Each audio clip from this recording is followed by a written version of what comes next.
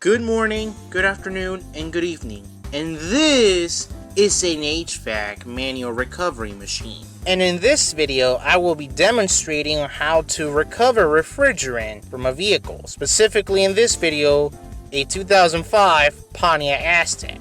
Remember that safety is always a #1 priority, so in order to recover refrigerant, you're going to need some safety goggles and a good set of gloves in order to prevent frostbite in your hands. A manifold set that most technicians in the industry use contains 2 utility ports in the center, a 1/4 inch for recovery, and 3/8 of an inch for vacuum. And in addition to the blue and red low and high side ports. You always gotta make sure that the manifold gauges are rated for the refrigerant pressure you're working with.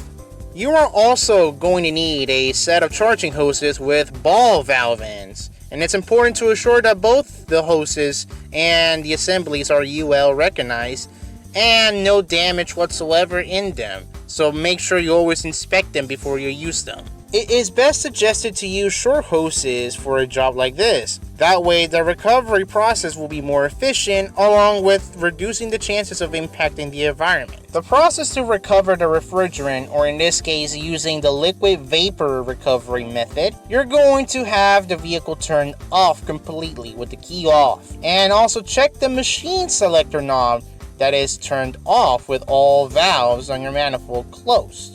Next up, you're going to use the manifold to connect to the system, the high side to the liquid port and the low side to the vapor port. After that, you're going to connect a 1/4 inch utility hose from your manifold to the suction port of the recovery machine.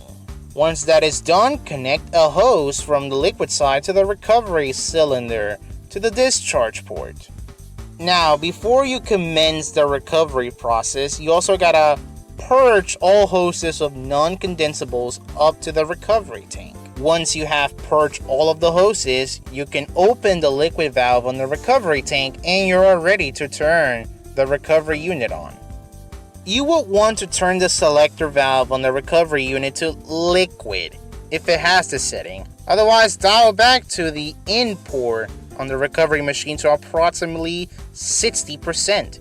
This will meter the refrigerant into the machine to prevent flood back on the compressor. Once that is done, all you're going to do is open the valves and the utility port on the manifold. Once the pressures on the manifold gauge is set the same as the pressures on the recovery machine, you may open the in-port valve to 100% to remove the rest of the vapor refrigerant. Remember, the unit will recover until the low pressure switch shuts down the unit and the lamp indicates recovery complete on some recovery machines.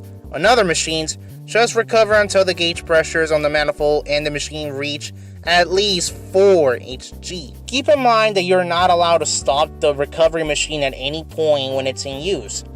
Though, there is an exception to this, and that is when you know that there is a leak in the system when you see it. For this instance, recover until the manifold gauge pressures reach just above 0 psi. After everything is done, now you can turn the system switch off and turn the selector valve clockwise to off. And that concludes the entire process.